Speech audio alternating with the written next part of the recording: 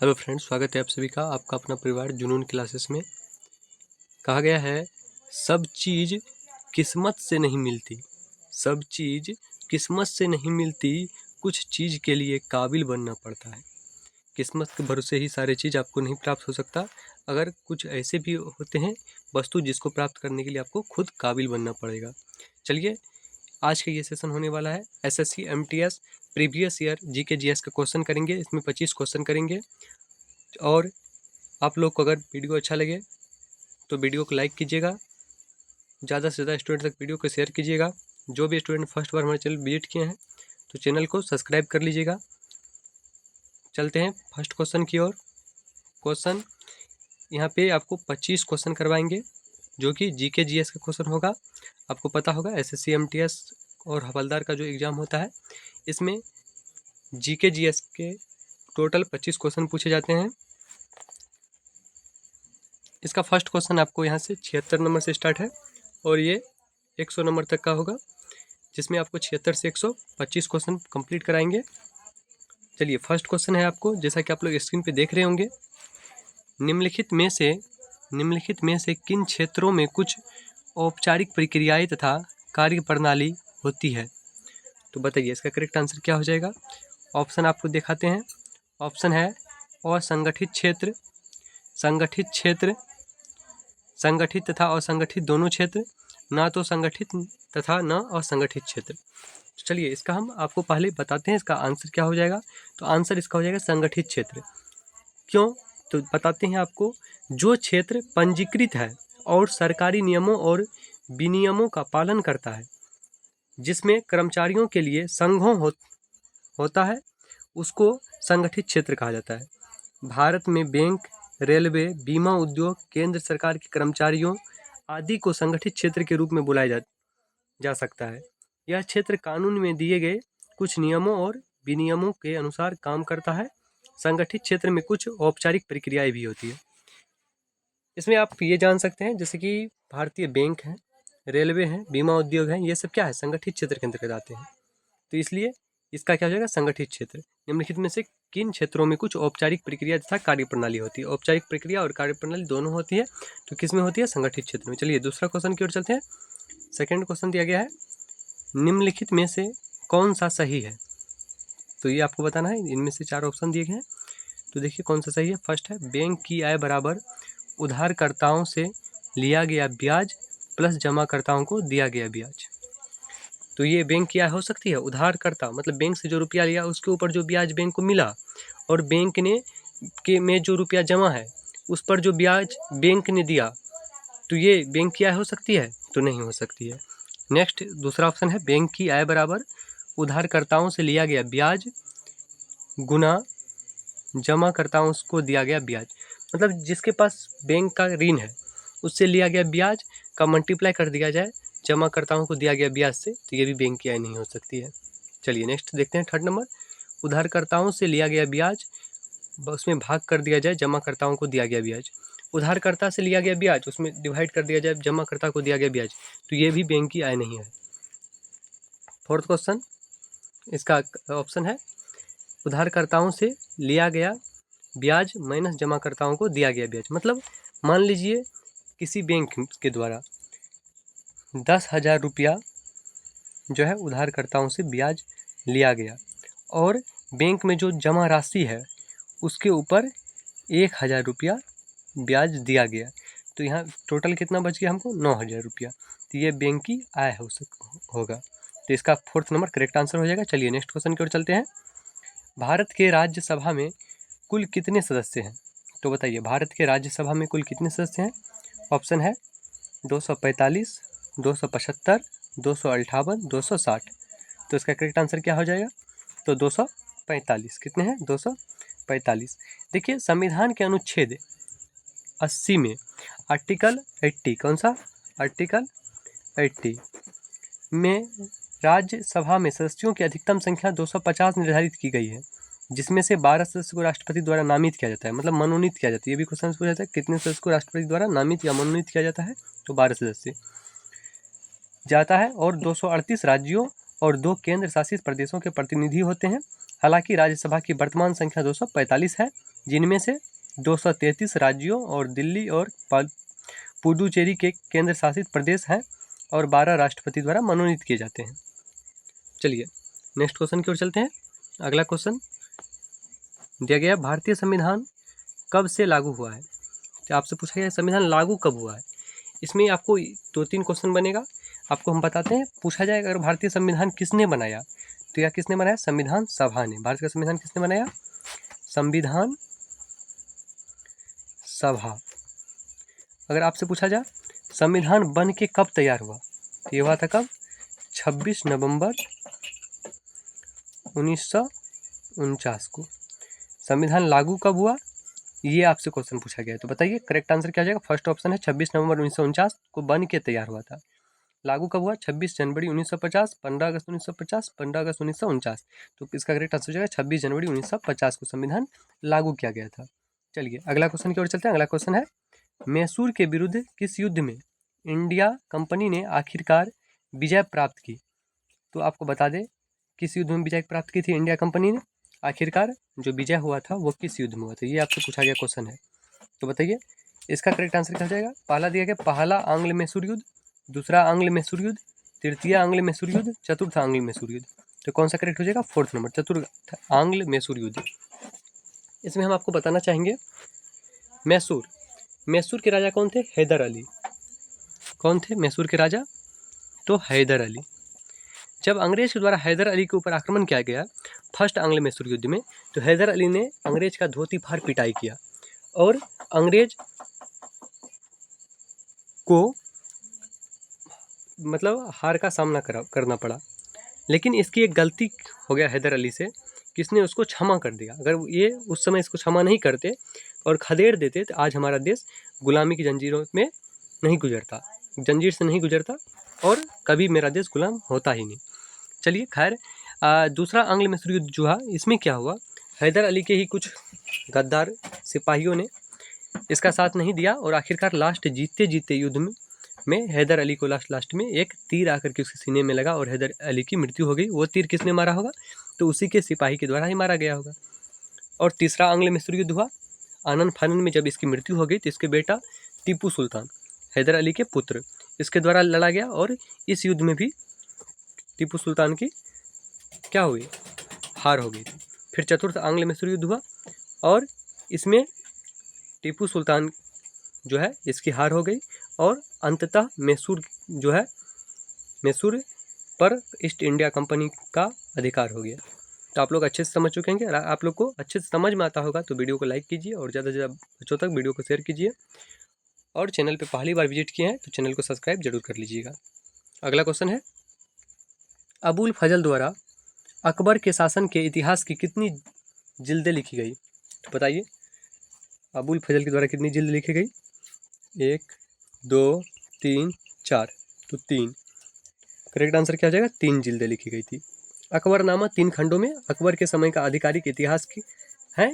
इसमें अकबर के पूर्वजों तैमूर से हुमायूं और अकबर तक का इतिहास लिखा गया है। पुस्तक की तीसरा खंड N.A. अकबर के रूप में जाना जाता है, जो अकबर के समय से के प्रशासनिक विवरण देता है। नेक्स्ट क्वेश्चन की ओर चलते हैं। 82 नंबर क्वेश्चन है, निम्नलिखित का मिलान कीजिए। उष्ण क्षेत्र, ए नंबर में दिया गया आपको उष्ण क्षेत्र, तो इसका मिलान करना है। और फिर बी में दिया गया आपको शीतोष्ण क्षेत्र, ठंडा क्षेत्र। तो क्या हो जाएगा इसका करेक्ट आंसर? बताइए मिलान करने के बाद इसका करेक्ट आंसर क्या होना चाहिए? तो इसका करेक्ट आंसर आपको बताना है। यहाँ तो आपको सिर्फ ऑप्शन दिया गया है और अगर हम इसका मिलान करेंगे, मिलान करने के बाद इसका जो करेक्ट आंसर आएगा वो आपको बताना है। तो करेक्ट आंसर क्या आएगा? तो इसके आपको आगे दिया गया है, लेकिन हम यहाँ पे इसका करेक्ट आंसर को देखें तो हम यहाँ मिलान कर देते हैं, जिससे आपको समझने में अच्छा रहेगा और आप अच्छे से समझ जाएंगे। तो चलिए मिलान करते हैं। तो इसका अगर मिलान करें तो अधिक गर्मी क्या दिया? उष्ण क्षेत्र। तो बताइए उष्ण क्षेत्र जो है इसका मिलान किससे किया जाएगा? तो उच्च ताप, उष्ण क्षेत्र उच्च ताप। बी नंबर का क्या है? समशीतोष्ण क्षेत्र, ये किससे है? ये जो है ये है मध्यम ताप। ठंडा क्षेत्र, ये किससे है? अधिक ठंडा। तो इसका करेक्ट आंसर क्या हो जाएगा? 3, 1, 2, 3, 1, 2। तो देखते हैं कौन सा ऑप्शन में दिया गया है 3, 1, 2, ये इसका करेक्ट आंसर होगा। ऑप्शन दिया गया है आपको 3, 1, 2, थर्ड नंबर ऑप्शन में दिया गया है, इसका करेक्ट आंसर हो जाएगा थर्ड नंबर। चलिए नेक्स्ट क्वेश्चन की ओर चलते हैं। नेक्स्ट क्वेश्चन क्या है, एक रेखा में व्यवस्थित पहाड़ों को क्या कहा जाता है? मतलब एक रेखा, एक लाइन में अगर पहाड़ है, सीधी रेखा में यहाँ भी पहाड़, यहाँ भी पहाड़, यहाँ भी पहाड़, तो इसको क्या कहेंगे? पठार, चोटी, पर्वत श्रृंखला, मैदान। तो क्या कहेंगे इसको, बताइए आप लोग, इसको क्या कहा जाएगा? तो इसको कहा जाएगा पर्वत श्रृंखला। क्या कहेंगे? पर्वत श्रृंखला। नेक्स्ट क्वेश्चन की ओर चलते हैं। 84 नंबर क्वेश्चन है इसका, दीर्घकालिक ऊर्जा भंडार के लिए अधिकांश जानवरों द्वारा इस्तेमाल अणु है, क्या हो जाएगा? विटामिन, वसा, कोलेस्ट्रॉल, चारा। तो बताइए इसका करेक्ट आंसर क्या हो जाएगा? दीर्घकालिक ऊर्जा भंडार के लिए अधिकांश जानवरों द्वारा इस्तेमाल अणु कौन सा है? तो ये है आपको वसा। वसा क्या होता है? ये आपको सबसे ज़्यादा ऊर्जा मिलता है, लेकिन ये तुरंत ऊर्जा नहीं देता है। आपसे अगर पूछा जाए तत्काल एनर्जी कौन देता है? ग्लूकोज देता है। सबसे ज़्यादा एनर्जी कौन देता है? तो वसा। वसा क्या होता है? वसा आपको, जैसे कि ऊँट रेगिस्तान में पाए जाते हैं, रेगिस्तान में पानी की कमी होती है, लेकिन उसको पानी की कमी क्यों नहीं महसूस होता है? क्योंकि उसके ऊबड़ जो होते हैं उसमें वसा भरा हुआ रहता है। ऐसे ऊबड़ जो उसके पीठ के ऊपर होते हैं उसमें वसा भरा रहता है, और उससे पानी उसको क्या होता है? पिघल पिघल करके उसको मिलता रहता है, और उसकी प्यास बुझती रहती है। नेक्स्ट क्वेश्चन की चलते हैं। फेनिल मेरिक्यूरेट, फेनिल मेरिक्यूरेट एसीटेट, फेनिल मेरिक्यूरेट रिक एसीटेट डॉट डॉट है, क्या करता है? ये बाष्पोत्सर्जन दर कम करता है, बाष्पोत्सर्जन दर बढ़ाता है, पौधों को मारता है, शोषण कम करता है। तो बताइए ये क्या करता है? ये बाष्पोत्सर्जन दर को बढ़ा देता है। नेक्स्ट क्वेश्चन की ओर चलते हैं। विकृत हड्डियां रोग से संबंधित है। विकृत हड्डियां रोग किस रोग से संबंधित है? मतलब इसमें क्या होता है, आपकी हड्डी कमजोर होकर मुड़ने लगती है।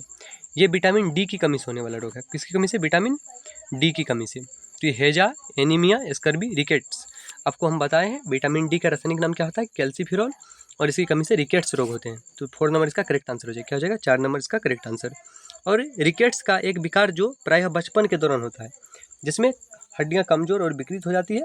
यह स्थिति विटामिन डी की कमी के कारण आता है, जिसका मतलब है कि सूरज की रोशनी में कम जोखिम भी योगदान दे सकता है।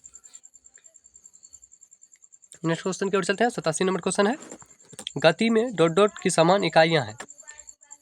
गति में किसकी समान इकाइयां हैं? बताइए। गति में डॉट डॉट की समान इकाइयां हैं। आवेग, बल, त्वरण, गति। तो क्या हो जाएगा इसका करेक्ट आंसर? आवेग। आवेग की एसआई यूनिट न्यूटन सेकेंड होता है। क्या होता है? Newton second. गति की एसआई इकाई प्रति सेकेंड किलोग्राम मीटर होता है। आवेग और गति की ये इकाइयां बराबर है। आवेग गति प्रमेय बताता है कि किसी वस्तु की गति में परिवर्तन उस पर लागू आवेग के बराबर होता है। आवेग की एसआई यूनिट क्या होता है? Newton second. क्या होता है? Newton second, NS. Next question की ओर चलते हैं। अगला क्वेश्चन है, 1 जूल लगभग डॉट डॉट के बराबर होता है। 1 जूल कितने कैलोरी के बराबर होते हैं? 0.28 कैलोरी, 54 कैलोरी, 0.24 कैलोरी, 42 कैलोरी। तो बताइए किसके बराबर होते हैं? तो 1 कैलोरी जो होते हैं जूल, ये किसके बराबर होते हैं? इसका आपको करेक्ट आंसर बताना है। तो ये होते हैं 0.24 कैलोरी के बराबर 1 जूल। नेक्स्ट क्वेश्चन की ओर चलते हैं। एल्गोरिथ्म का सचित्र निरूपण क्या कहलाता है? एल्गोरिथ्म का सचित्र निरूपण क्या कहलाता है? चित्र, ग्राफ, प्रवाह चार्ट, डिजाइन। तो क्या कहते हैं इसको? बताइए। प्रवाह चार्ट, प्रवाह चार्ट। नेक्स्ट क्वेश्चन की ओर चलते हैं। निम्नलिखित में से किस अम्ल को अम्लों का राजा कहा जाता है? बताइए। ये क्वेश्चन हम आपको जब प्रैक्टिस सेट करवा रहे थे SSC MTS का, उसमें भी बताए थे। तो जो भी स्टूडेंट फर्स्ट बार हमारे चैनल विजिट किए हैं, तो चैनल को सब्सक्राइब कर लीजिए, वीडियो को लाइक कीजिए, और बेल आइकन को भी प्रेस कर लीजिएगा, ताकि हमारे चैनल के माध्यम से जितने भी कम्पिटिटिव एग्जाम के practice set, previous year question एवं मॉक टेस्ट एवं क्लास करवाए जाए, उन सभी का नोटिफिकेशन आपको सबसे पहले मिल सके। तो हमारे चैनल के माध्यम से SSC MTS के 20 प्रैक्टिस सेट करवाए गए हैं। जो भी स्टूडेंट उन प्रैक्टिस सेटों को नहीं देखे हैं, तो आप लोग जाकर के प्ले लिस्ट में देख सकते हैं। उसका प्ले लिस्ट बना दिया गया है, और उनको देखिए। उसमें बहुत ही अच्छी तरह से सोल्यूशन कराया गया है, आपको बहुत अच्छा से समझ में आएगा। चलिए ये क्वेश्चन का आंसर दीजिए। ये पूछा गया है कि निम्नलिखित में से किसे अम्लों का राजा कहा जाता है? क्या कहा जाता है? अम्लों का राजा।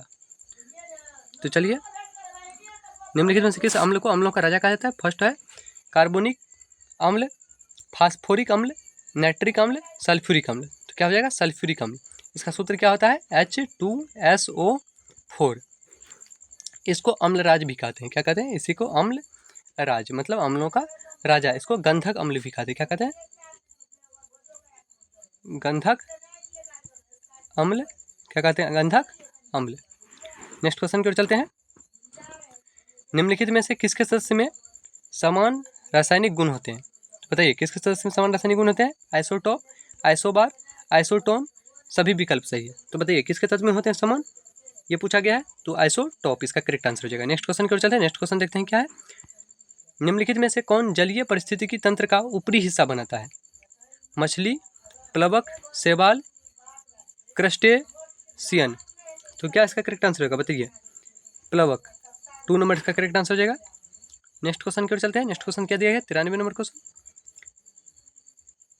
क्वेश्चन है निम्नलिखित में से कौन सा विकलांग व्यक्तियों के लिए सार्वभौमिक पहुंच प्राप्त कराने के लिए राष्ट्रव्यापी अभियान है?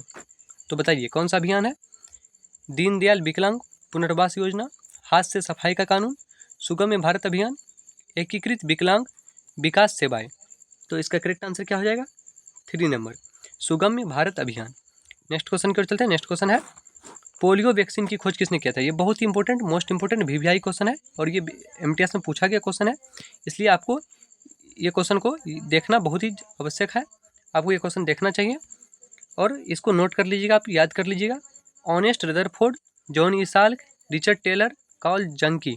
तो कौन है? John E Salk. किसने? जॉन ई साल्क ने किसका खोज किया था? पोलियो वैक्सीन का।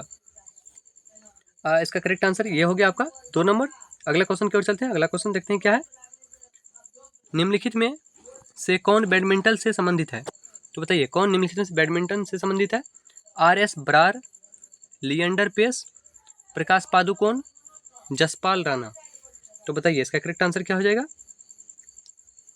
प्रकाश पादुकोण एक पूर्व भारतीय बैडमिंटन खिलाड़ी है। इन्हें 1980 में विश्व के नंबर 1 खिलाड़ी का स्थान मिला था। कब मिला था प्रकाश पादुकोण को? 1980 में विश्व के वर्ल्ड नंबर 1 खिलाड़ी में स्थान मिला था। नंबर 1 खिलाड़ी का स्थान मतलब नाम मिला था। ये नंबर 1 खिलाड़ी चुने गए थे विश्व के सबसे, इससे ज़्यादा उस समय में फर्स्ट मतलब जानकार खिलाड़ी नहीं थे। किसमें? तो बैडमिंटन के क्षेत्र में। और उसी साल वे all India England open badminton championship जीतने वाले पहले भारतीय बने। उन्हें 1972 में अर्जुन पुरस्कार दिया गया था। ये भी क्वेश्चन पूछा था, अर्जुन पुरस्कार किस क्षेत्र में दिया जाता है? खेल के क्षेत्र में। किसमें? खेल के क्षेत्र में अर्जुन पुरस्कार। कौन सा पुरस्कार? अर्जुन पुरस्कार कौन सा क्षेत्र में जाता है? खेल के क्षेत्र में। और इसको कब मिला था प्रकाश पादुकोण को? ये मिला था इसको 1972 में। कब मिला था? 1972 में। और 1982 में भारत सरकार द्वारा पद्मश्री से सम्मानित किया गया था। किस चीज़ से? 1982 में पद्मश्री। तो 1972 में इसको मिला था क्या? 1972 में इसको अर्जुन पुरस्कार और 1982 में पद्मश्री। नेक्स्ट क्वेश्चन की ओर चलते हैं। नेक्स्ट क्वेश्चन देखते हैं क्या है। नेक्स्ट क्वेश्चन है मथुरा कला विद्यालय की आकृतियाँ ... की बनी होती थी। मथुरा कला विद्यालय की आकृतियाँ ... की बनी होती थी। संगमरमर की, ईंटे की, धब्बेदार लाल पत्थर की, ग्रेनाइट की। तो बताइए किसकी बनी होती थी? तो इसका हो जाएगा धब्बेदार लाल पत्थर की बनी होती थी। नेक्स्ट क्वेश्चन की ओर चलते हैं। नेक्स्ट क्वेश्चन देखते हैं क्या है। नेक्स्ट क्वेश्चन है 64वां राष्ट्रीय फिल्म पुरस्कार में सर्वश्रेष्ठ अभिनेत्री का पुरस्कार किसे दिया गया? 64वां राष्ट्रीय फिल्म पुरस्कार में सर्वश्रेष्ठ अभिनेत्री का पुरस्कार किसे दिया गया? सर्वश्रेष्ठ अभिनेत्री किसमें? 64वां राष्ट्रीय फिल्म पुरस्कार प्रियंका चोपड़ा, आलिया भट्ट, सुरभि लक्ष्मी, डेजी शाह। तो बताइए किसे दिया गया था?